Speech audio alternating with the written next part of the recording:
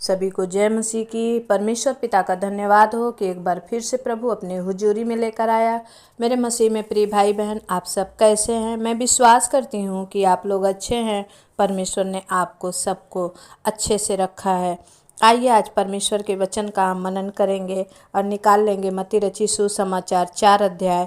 परमेश्वर का वचन कहता है कि यीशु की भी परीक्षा हुई। मेरे प्रियो, अगर आज कोई हारे हुए हैं तो परमेश्वर आपसे बातचीत करेंगे। और परमेश्वर का वचन कहता है कि तब आत्मा यीशु को जंगल में ले गया ताकि इब्लिस से उसकी परीक्षा हो। वह 40 दिन और 40 रात निराहार रहा। तब उसे भूख लगी। तब परखने वाले ने पास आकर उससे कहा, यदि तू परमेश्वर का पुत्र है तो कह दे कि ये पत्थर रोटियां बन जाए। यीशु ने उत्तर दिया, लिखा है, मनुष्य केवल रोटी ही से नहीं परंतु हर एक वचन से जो परमेश्वर के मुंह से निकलता है जीवित रहेगा। आमीन।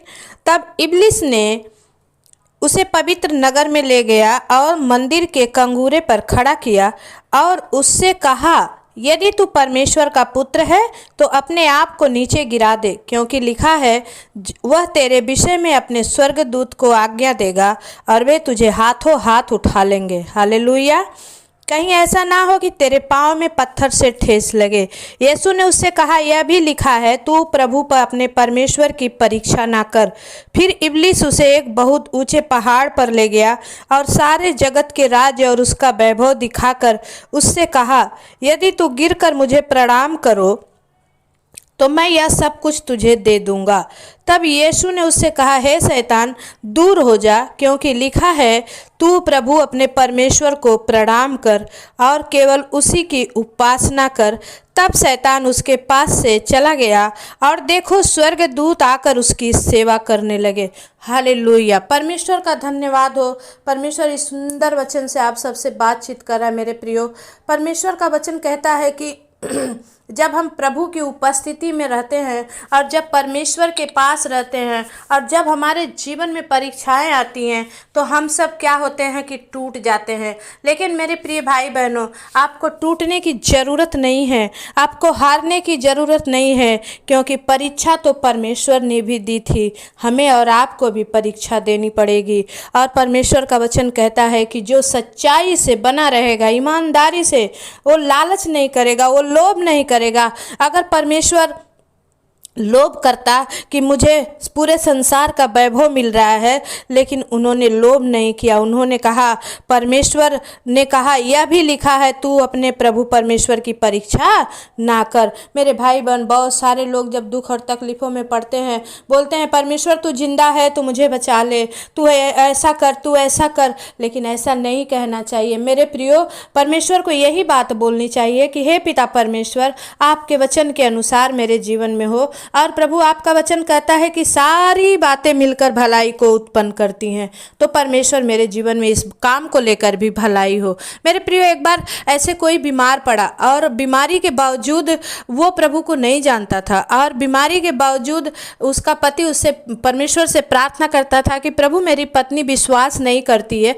लेकिन अगर आप परमेश्वर ऐसा कुछ करें कि वो आपके पास आ जाए।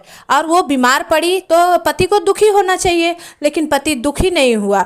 पति ने कहा, धन्यवाद परमेश्वर, धन्यवाद परमेश्वर, और ऐसा कर प्रभु कि तेरे द्वारा ये चंगी हो।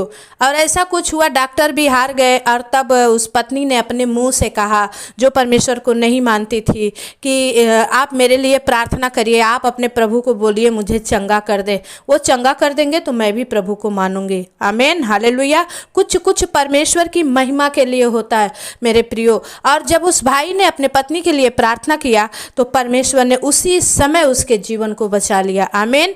और उस भाई ने आकर गवाही भी दिया कि मैं बहुत खुश हुआ। मेरे प्रियो, जब हमारे लोग प्रभु को विश्वास करते हैं, हम बहुत खुशी होते हैं। लेकिन परमेश्वर का वचन कहता है, हमें कभी भी परीक्षा में नहीं पड़ना चाहिए, या परीक्षा में पड़े हैं तो परमेश्वर को बस धन्यवाद देने की ज़रूरत है, उन्हें कुड़कुड़ाने की ज़रूरत नहीं है। मेरे प्रियो, इस सुंदर वचन से परमेश्वर आप सबको आशीष दूँ। और आप लोग को समझाती, लेकिन फिर दूसरे दिन कभी समझाऊंगी, क्योंकि वीडियो बहुत बड़ा हो।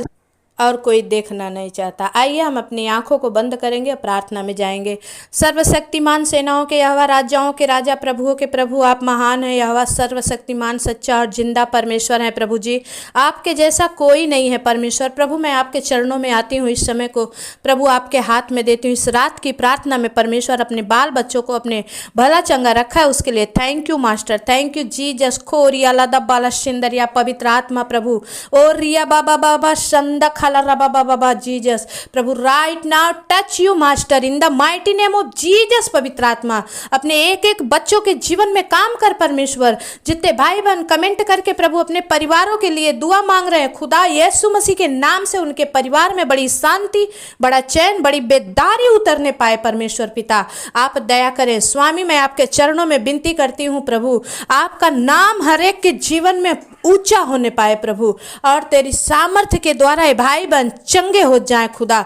ओ प्रभु शुगर की बीमारी दूर हो जाए, ओ ब्लड प्रेशर दूर हो जाए, कैंसर यीशु के नाम से धुआं बनकर उड़ जाए। ओ प्रभु रसौली और पथरी यीशु के नाम से कैंसल हो जाए परमेश्वर। पवित्र आत्मा हर एक का बोला गया, डॉक्टरों का बोला गया ऑपरेशन कैंसल हो जाए परमेश्वर। पवित्र आत्मा तेरी सामर्थ्य के द्वारा ये भाई बहन चंगे हो जाए यीशु मसीह के नाम से।